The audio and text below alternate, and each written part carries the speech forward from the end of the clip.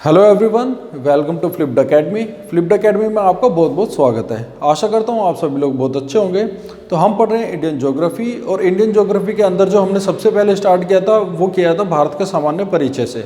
भारत का सामान्य परिचय जो कि बिल्कुल बेसिक टॉपिक है। बिल्कुल बेसिक से स्टार्ट करते हुए हम आगे डीप तक डिटेल में सभी टॉपिक्स को पढ़ेंगे। तो हमने बिल्कुल बेसिक से स्टार्ट इसलिए किया है क्योंकि जो स्टूडेंट पहली बार ज्योग्राफी को पढ़ रहे हैं उनके लिए भी बहुत ज़्यादा आसान हो जाए, और जो ज्योग्राफी में कमज़ोर हैं, जिनकी इतनी अच्छी पकड़ नहीं है, वो भी काफ़ी आसानी से सभी टॉपिक्स को समझ सकें।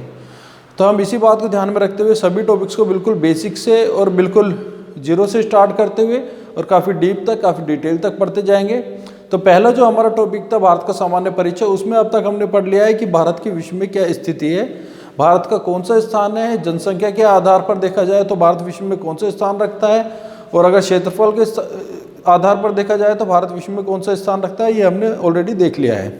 उसके बाद हमने देखा था कि भारत जो है वो विश्व के कुल क्षेत्रफल का कितने प्रतिशत है, और भारत विश्व के कुल स्थलखंड का कितने प्रतिशत है, ये भी हम देख चुके हैं। फिर हमने देखा था भारत का अक्षांशीय विस्तार। हमने देखा था अक्षांशीय विस्तार में जो भारत का उत्तरी बिंदु है वो कौन सा है और उसको क्या कहते हैं। जो भारत का दक्षिणी बिंदु है वो कितने डिग्री पर स्थित है, और जो भारत का सुदूर दक्षिणी बिंदु है जो कि वृत्त निकोबार में पड़ता है वो कितने डिग्री पर स्थित है और उसको किस नाम से जाना जाता है। तो ये हम अपनी पिछली वीडियो में पढ़ चुके हैं, और आज की वीडियो में हम स्टार्ट करेंगे उससे आगे के टॉपिक। जैसे कि हमने अक्षांशीय विस्तार देखा था, पहले उत्तर और दक्षिण बिंदु देखे थे।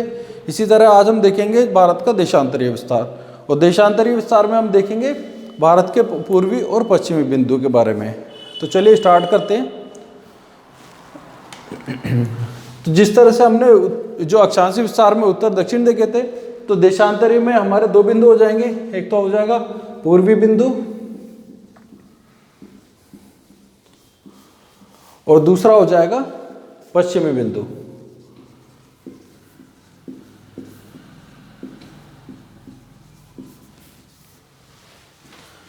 तो ये हम पढ़ रहे हैं भारत का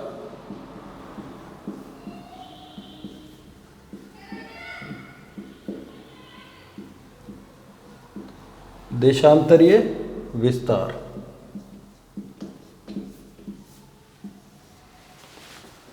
तो जो पूर्वी बिंदु होगा वो हमारा यहां पर स्थित होगा, ये हो जाएगा हमारा पूर्वी बिंदु, और जो पश्चिमी बिंदु होगा वो हमारे यहां पर होगा, ये हो जाएगा हमारा पश्चिमी बिंदु। अब जो पूर्वी बिंदु होगा वो हमारा कितने डिग्री पे है, वो हमारा है 97.25 मिनट, 97 मिनट पर 97 डिग्री 25 मिनट्स। और जो हमारा पश्चिमी बिंदु है वो होगा हमारा 68 डिग्री 7 मिनट्स, 68 मिनट पर। तो ये हमारे पूर्वी बिंदु और पश्चिमी बिंदु के हमने जो कितने डिग्री पर है वो देख लिया है। अब इसमें एक बात और याद रखनी है, क्योंकि हमारा भारत जो है वो पूर्वी गोलार्ध पर स्थित है पृथ्वी के। तो पूर्वी गोलार्ध पर है, तो हमारा जो पूर्वी बिंदु होगा और जो पश्चिमी बिंदु होगा दोनों में ही हमारा पूर्वी ईस्ट हम इसमें ऐड करेंगे। तो 97 डिग्री 25 मिनट ईस्ट कहलाएगा, ई लगा देंगे।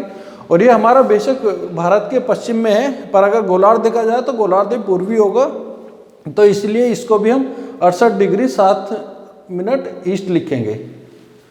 दोनों ही हमारे पॉइंट पूर्व में पड़ते हैं, तो हम इन दोनों को ईस्ट लिखेंगे। अब ये जो हमारा 97 डिग्री 25 मिनट्स पे जो पॉइंट है हमारा, इस पूर्वी बिंदु को क्या कहते हैं, हम इस बिंदु को कहते हैं किबिथु। और जो हमारा पश्चिमी बिंदु है इस बिंदु को कहा जाता है गौरमाथा। गौरमाथा या गौरमोथा भी कहते हैं। अब ये किबिथु कहाँ पे पड़ता है, ये पड़ता है अरुणाचल प्रदेश में।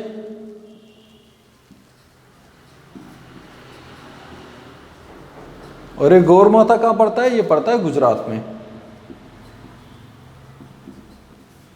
तो गौरमाथा पड़ गया गुजरात राज्य में, और किबिथु पड़ गया अरुणाचल प्रदेश में। तो हमने देख लिया कि जो हमारा बिल्कुल पूर्वी बिंदु है भारत का वो अरुणाचल प्रदेश में पड़ता है, जिसका नाम किबिथु है, और जो पश्चिमी बिंदु है वो गुजरात राज्य में पड़ता है, जिसका नाम गौरमाथा है।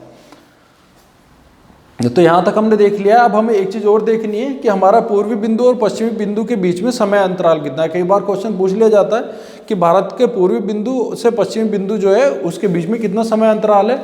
तो अगर हम यहाँ से देखें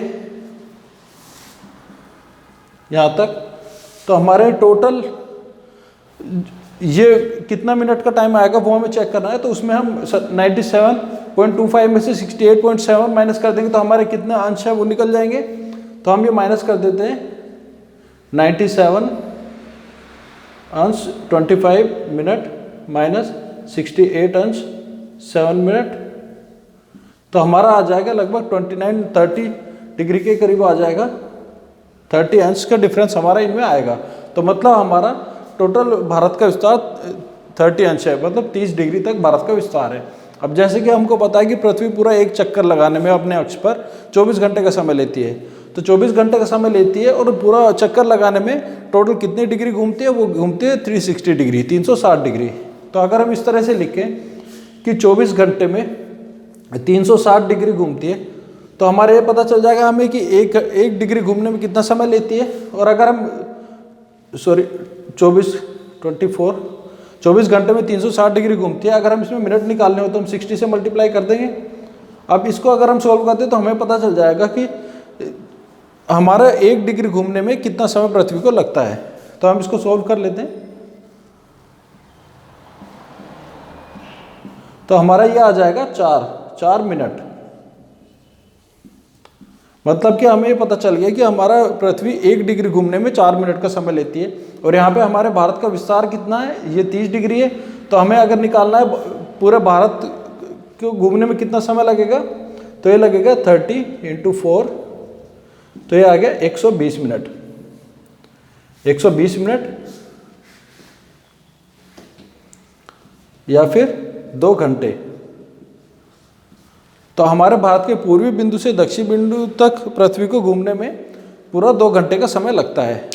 तो यहाँ पे हमारा जो समय होगा और यहाँ पे जो हमारा समय होगा उसमें 2 घंटे का अंतराल होगा। पर जैसे इसका मतलब ये नहीं है कि हमारे यहाँ पे अगर 5 बजे हैं तो यहाँ पे भी 5 ही बजेंगे, दोनों जगह समय एक ही होगा। पर अंतर ये होता है कि यहाँ पे अगर सूर्योदय 5 बजे हो रहा है तो यहाँ पे सूर्योदय 2 घंटे बाद मतलब 7 बजे होगा। तो ये हमें समझना है। तो अगर हमारा क्वेश्चन आ जाता है कि पूर्व से पश्चिम तक हमारे भारत में कितने समय का अंतराल है, तो वो 120 मिनट या 2 घंटे का समय का अंतराल है। तो ये हमने देख लिया है। अब हम देखते हैं आगे। तो आई होप आप भारत का देशांतरीय विस्तार बहुत अच्छे से समझ गए होंगे।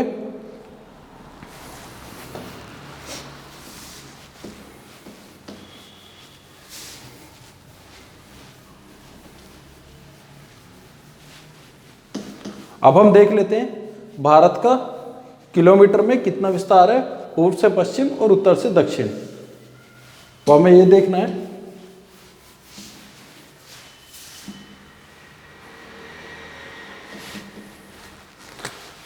अब अगली हेडिंग है भारत का विस्तार।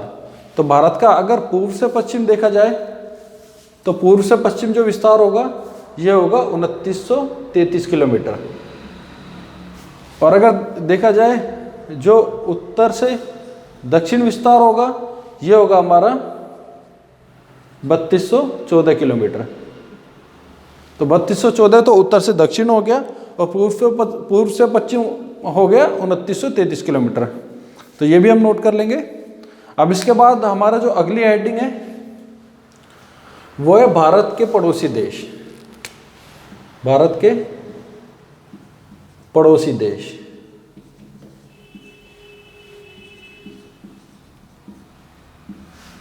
तो हमें ये देखना है कि भारत के पड़ोसी देश कौन कौन से हैं, उनकी क्या संख्या है। उसके बाद हम देखेंगे भारत के वो पड़ोसी देश किन किन राज्यों के साथ सीमा मिलाते हैं, ये हम देखेंगे। और उसके बाद हम देखेंगे भारत के जो पड़ोसी देश हैं उसमें कौन सा देश भारत के साथ सबसे ज़्यादा सीमा मिलाता है और कौन सा देश भारत के साथ सबसे कम सीमा मिलाता है। तो ये सब हमें देखना है इस हेडिंग में।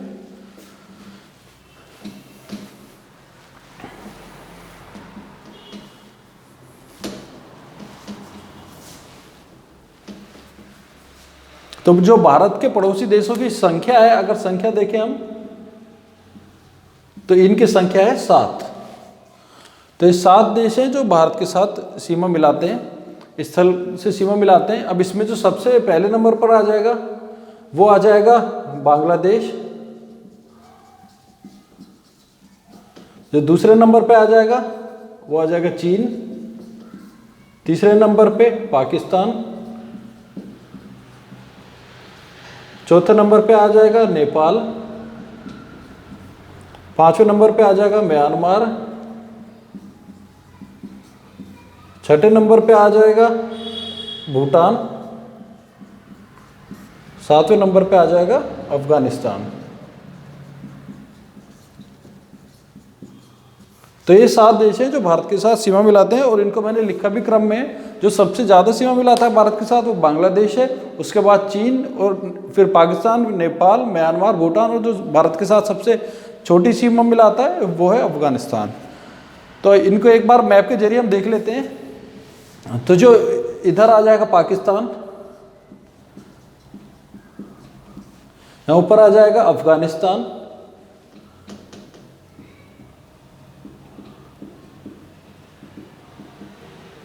थोड़ा जगह का अभाव है, आप देख लेंगे। यहाँ पे आ जाएगा चीन, इधर आ जाएगा म्यांमार, यहाँ आ जाएगा भूटान, और यहाँ आ जाएगा नेपाल। तो ये 7 देश हैं जो भारत के साथ स्थलीय सीमा मिलाते हैं। अब जो पाकिस्तान सीमा मिलाता है, पाकिस्तान की सीमा मिलती है ऊपर लद्दाख से, फिर जम्मू कश्मीर से, फिर पंजाब से, फिर राजस्थान से, और फिर गुजरात से। ये 5 राज्यों के साथ सीमा मिलाता है पाकिस्तान। तो हम 5 लिख लेते हैं। अफगानिस्तान है, ये केवल लद्दाख के साथ सीमा मिलाता है, लद्दाख केंद्र शासित प्रदेश है, उसी के साथ सीमा मिलाएगा, तो ये 1 हो गया। उसके बाद चीन है, चीन सबसे पहले सीमा मिलाता है लद्दाख के साथ, फिर हिमाचल प्रदेश, फिर उत्तराखंड, उसके बाद सिक्किम, और फिर अरुणाचल प्रदेश। तो चीन भी 5 राज्यों के साथ सीमा मिला रहा है। अब उसके बाद नेपाल है, तो नेपाल देख लेते हैं। नेपाल सीमा मिलाता है पहले उत्तराखंड, फिर उत्तर प्रदेश, फिर बिहार, फिर पश्चिम बंगाल, और फिर सिक्किम। तो नेपाल भी 5 राज्यों के साथ सीमा मिला रहा है। उसके बाद भूटान आ जाएगा, तो भूटान 4 राज्यों के साथ सीमा मिलाएगा, पहले सिक्किम, फिर पश्चिम बंगाल, फिर असम, और फिर अरुणाचल प्रदेश।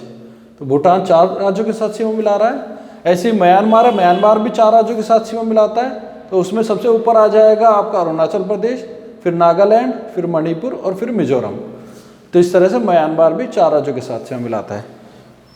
तो आई होप आप मैप में समझ गए होंगे किस तरह से पड़ोसी राज्य हैं, पड़ोसी देश हैं हमारे जो भारत के राज्यों के साथ सीमा मिला रहे हैं, और कितने राज्यों के साथ सीमा मिला रहे हैं। अब इसके बाद एक बार हम डिटेल में नोट कर लेते हैं कि वो कौन कौन से राज्य हैं और कितने किलोमीटर की इनकी सीमा मिलती है।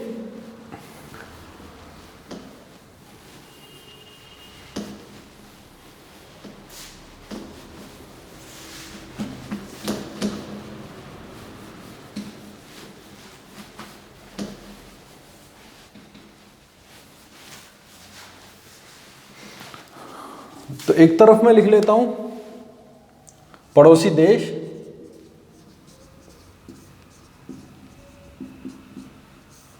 फिर आ जाएंगे राज्य जिनके साथ सीमा मिलाता है, राज्य है केंद्र शासित प्रदेश, और उसके बाद आ जाएगा सीमा, कितने किलोमीटर की सीमा मिलाता है, ये हम देखेंगे किलोमीटर में। ठीक है जी। तो सबसे पहले मैं वो देश लिखूंगा जो भारत के साथ सबसे ज़्यादा सीमा मिलाता है, उसके बाद घटते क्रम में चलेंगे हम। तो सबसे नंबर 1 पे आ जाएगा बांग्लादेश। बांग्लादेश के बाद चीन, फिर पाकिस्तान, फिर नेपाल, फिर म्यांमार, भूटान, और अफगानिस्तान।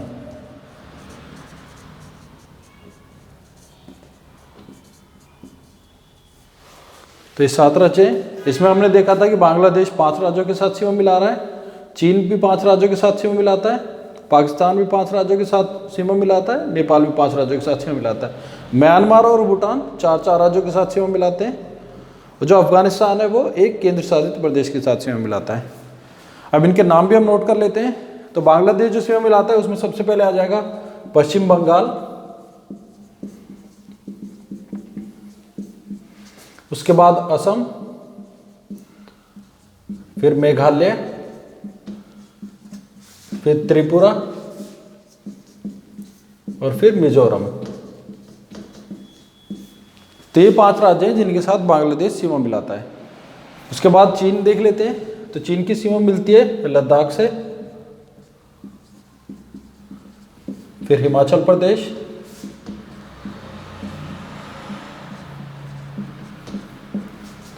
उसके बाद उत्तराखंड, फिर सिक्किम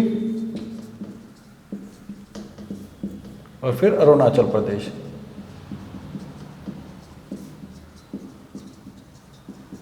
तो ये 5 राज्य हैं जिसके साथ चीन सीमा मिलाता है।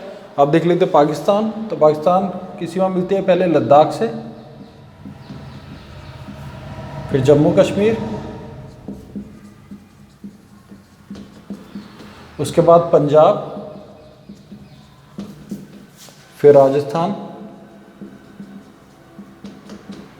और फिर गुजरात। नेपाल की सीमा भी 5 राज्यों से मिलती है।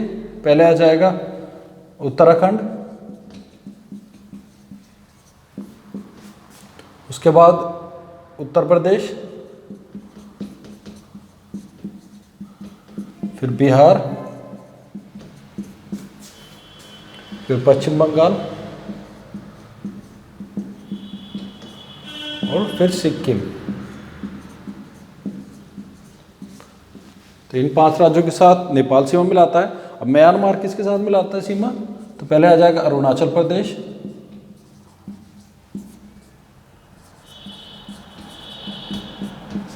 उसके बाद नागालैंड,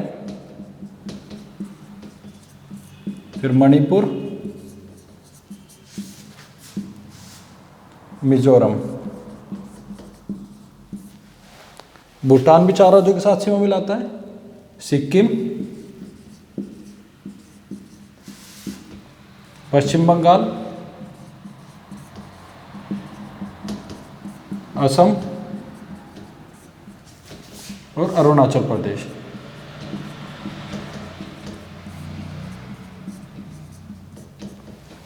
अफगानिस्तान केवल एक केंद्र शासित प्रदेश के साथ सीमा मिलाता है और वो है लद्दाख। तो हमने देख लिया है बांग्लादेश के साथ पश्चिम बंगाल, असम, मेघालय, त्रिपुरा और मिजोरम सीमा मिलाते हैं। चीन देश के साथ लद्दाख, हिमाचल प्रदेश, उत्तराखंड, सिक्किम और अरुणाचल प्रदेश राज्य सीमा मिलाते हैं। पाकिस्तान के साथ लद्दाख, जम्मू कश्मीर, पंजाब, राजस्थान और गुजरात। नेपाल के साथ उत्तराखंड, उत्तर प्रदेश, बिहार, पश्चिम बंगाल और सिक्किम। म्यांमार के साथ अरुणाचल प्रदेश, नागालैंड, मिजोरम, मणिपुर। भूटान के साथ सिक्किम, पश्चिम बंगाल, असम और अरुणाचल प्रदेश। और अफगानिस्तान के साथ लद्दाख सीमा मिलाता है। तो ये आपने देख लिया है, आप इसको एक बार नोट कर लेंगे अगर नोट करना चाहें तो। उसके बाद हम देख लेते हैं कि कितने किलोमीटर की सीमा मिलाते हैं। तो जो सबसे पहले बांग्लादेश आ जाएगा, बांग्लादेश की सीमा मिलती है 4096.7 किलोमीटर की। फिर चीन की आ जाएगी 3488 किलोमीटर, पाकिस्तान की है 3323 किलोमीटर। उसके बाद नेपाल सीमा मिलाता है 1751 किलोमीटर। उसके बाद म्यांमार की सीमा मिलती है भारत के साथ 1643 किलोमीटर। भूटान की सीमा मिलती है 699 किलोमीटर और लद्दाख की अफगानिस्तान की सीमा मिलती है 107 किलोमीटर लद्दाख के साथ। तो इस तरह से हमने देख लिया है कि कितने किलोमीटर की सीमा ये देश भारत के साथ मिलाते हैं। आई होप आप समझ गए होंगे। आप चाहें तो इसका स्क्रीनशॉट ले सकते हैं। तो ये हमने पढ़ लिया है आज के वीडियो में भारत का देशांतरीय विस्तार क्या है, भारत का उत्तर से दक्षिण, पूर्व से पश्चिम कितने किलोमीटर का विस्तार है, और भारत का जो पूर्वी बिंदु है और जो पश्चिमी बिंदु है उसके बीच में कितना समय का अंतराल है। उसके बाद हमने देखा भारत के पड़ोसी देश वो किस किस राज्य के साथ सीमा मिलाते हैं, कौन सा देश भारत के साथ सबसे ज़्यादा सीमा मिलाता है और कौन सा देश भारत के साथ सबसे कम सीमा मिलाता है, वो सब हमने देख लिया है। तो आज की वीडियो में इतना ही। अगली वीडियो में इससे आगे के पॉइंट देखेंगे कि भारत के जो तटवर्ती राज्य हैं वो कौन कौन से हैं और जो भारत के तटवर्ती जो केंद्र शासित प्रदेश हैं वो कौन कौन से हैं। ये सब हम देखेंगे अगली वीडियो में। तो आज की वीडियो में इतना ही। बहुत बहुत धन्यवाद।